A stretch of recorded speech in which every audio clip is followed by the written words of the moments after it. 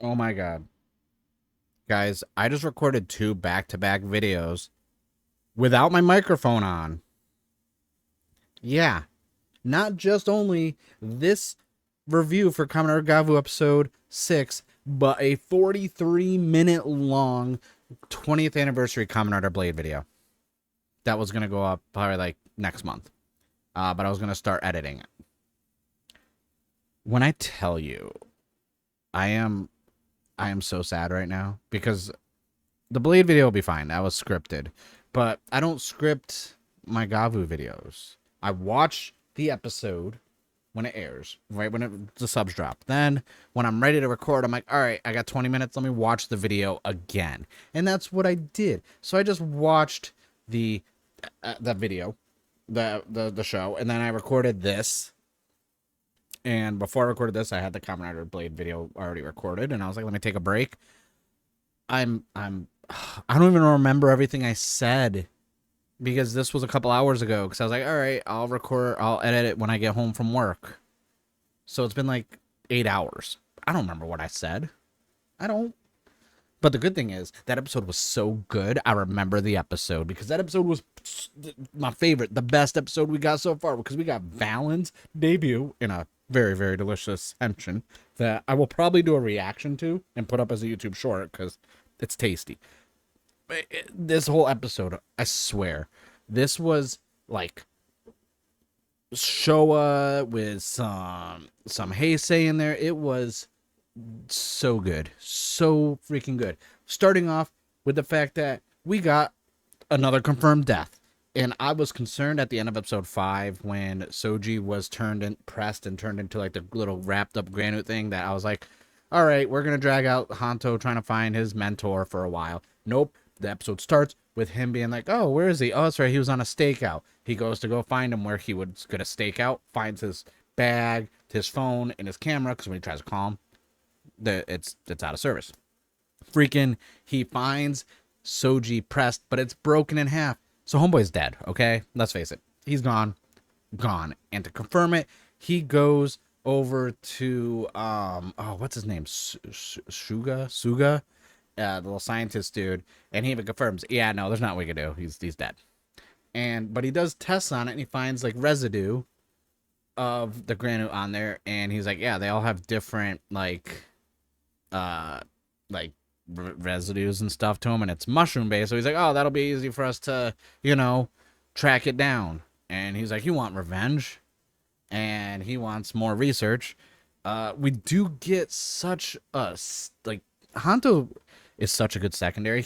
I think he's my favorite character on the show. Honestly, I'm not gonna lie, because we already know about his mother, so we find out after his mother was kidnapped by the Granu, he ended up living with his grandmother, who shortly passed away, and it was Soji who took him in, and that's why when before he said, I guess I'm kind of like a father figure to you, and this and that, or surrogate father, and I'm like, this makes sense. We got more of that relationship. I personally didn't like Soji as a character. That's me personally, but from the context of Honto's story, man, he like look at all the people he lost. Like this man ain't got much left, okay? Like and everything like even from Honto being like, I should have been on a stakeout, it should have been me instead. Like all this. So not only did Honto already want revenge on the Granuts for his mother, now Soji is another motivating factor. And I'm like, man, I was like, are you sure this is a kid's show right now? Like, because this is storytelling where it's like it doesn't matter the age demographics. This is just good storytelling. This is good writing, and I like it. And when Suga says, hey, I got a way, if you want to get your revenge, I got a way, and he just has to finalize it.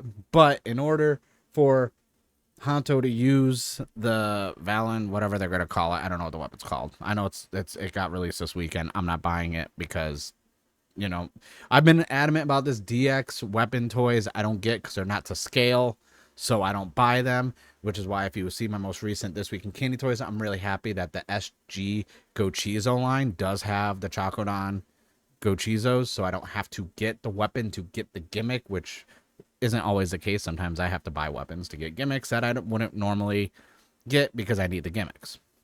So, in order for him to be able to transform, he needs to have a surgery, and they need to implant a granite-like trait in his body. And they have like this little stone thing. And instantly, I'm thinking a surgery to implant a stone so he could be a Kamen Rider. I was like, I see you, Showa era. I see that little nod, and I'm here for it.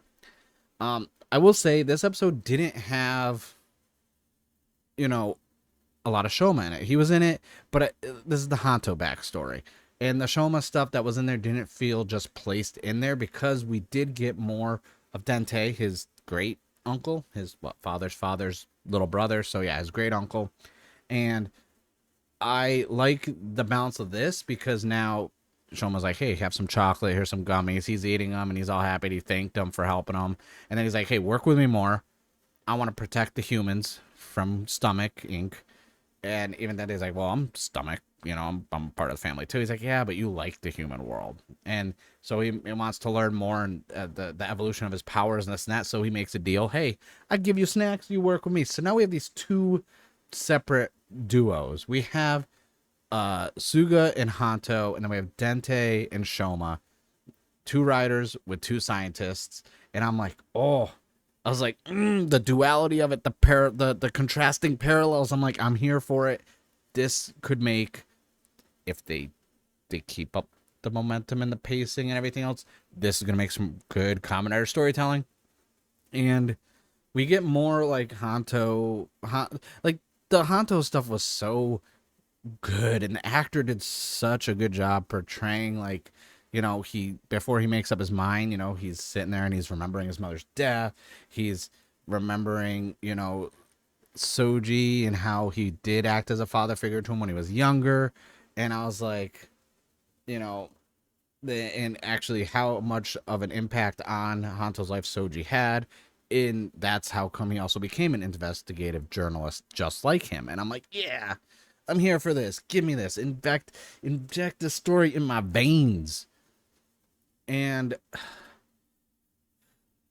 I'm curious because I'm learning names still, obviously. So I'm still curious about the Stomach family, especially when we find out that kind of like how the area works. They have sectioned off areas where the Granoots are getting humans, and they find out one of their areas has been destroyed and by the Red Gavv, and the twins go up to, was it Nielv,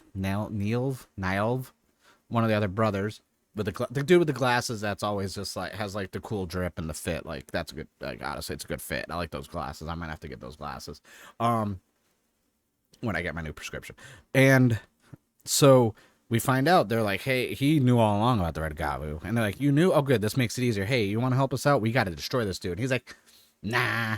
He's like, I'm intrigued. I kind of want to, be a part of this. I want to see more of him. My phone's ringing. So this definitely adds more of a dynamic to the Stomach family, because the twins are just all gung ho on, we got to destroy the Red Gavv. And now we have Nelv just being like, no, I need to, he's now interested more in this. So he's not going to help.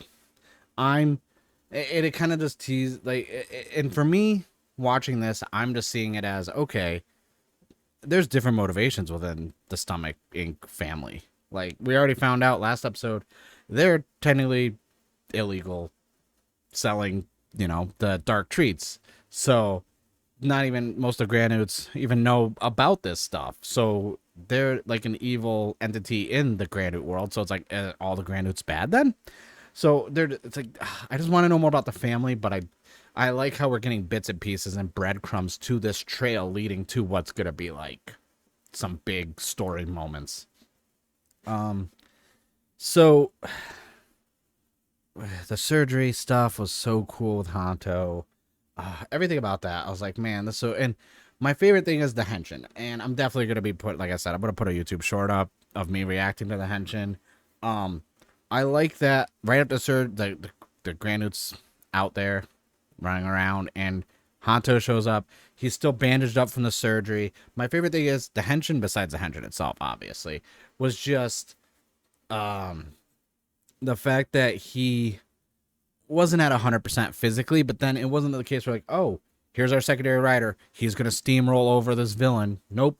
He was still injured. He was moving slow. He was getting used to it. He was missing his shots. Even the Granu taunted him, being like, hey, you have really bad aim, But then the fight scene, oh, it was so, even though it was daytime, it was gritty in the sense of the choreography was great, but it was like you have Honto Valen, who just is inexperienced, tripping on himself over himself, not, having a good balance and fighting good, like so that was really cool to see. Like, hey, he is inexperienced. Hey, it looked like it was kind of like his first fight he's ever been in, and the finishing shot was so good. I was like, man, that's tasty. Everything about that fight scene, everything was so good. I do like that because was it Suga and Honto, they can't make their own gochizos, so Gavv was actually watching on. He's like, hey, wait, there's another one. And while he's distracted watching the fight, Suga takes 4 Chakodan gochizos and runs off. And even he sees him and he's like, wait, what? He's like, that guy looks familiar. And I'm like, okay, so we're gonna get some things getting pieced together. My hope is we don't get Shoma and Honto just instantly coming together next episode being like, hey, I'm Valen, hey, I'm Gavv. Like, I hope they kind of keep that from each other for a while because they don't know about each other. So I hope that stays a thing for a bit, because that's going to be some good storytelling. And once again, Nail is watching on, and he's like, this is exciting, and all right, this is intriguing. And I'm like, I want more of him in the episodes, because it's mainly just been the twins and Dente for, well, since last episode. So now getting other stomach family members involved in it. They also earlier on hinted on developing the human forms and this and that. So I'm like, I want to know more of that side, how this whole human form stuff came about for the Granuts. There's just a lot going on. This is such a good episode. This is probably one of the more important episodes so far out of the 6, especially with everything going on in Honto. But then, now like, there's just so much stuff going on. I'm really excited. I'm really enjoying the show. But that's it. I mean, I was gonna be like, hey, I really liked the episode, but you already know that because I've been talking about it for a couple minutes now. Let me know in the comments below what you think.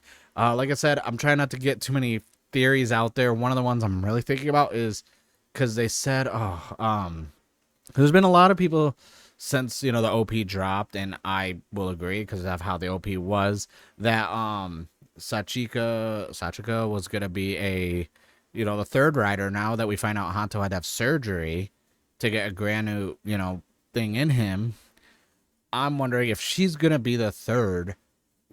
Obviously she's human, so I'm like, okay, that's gonna be intriguing how that would play out. But that's something down the road. That's something I'm not really theorizing on or caring about too much right now, but it is something that's in the back of my head, like, well, if she's gonna be the third, I'm intrigued now how this is gonna work out, because we have 2 scientists in the mix.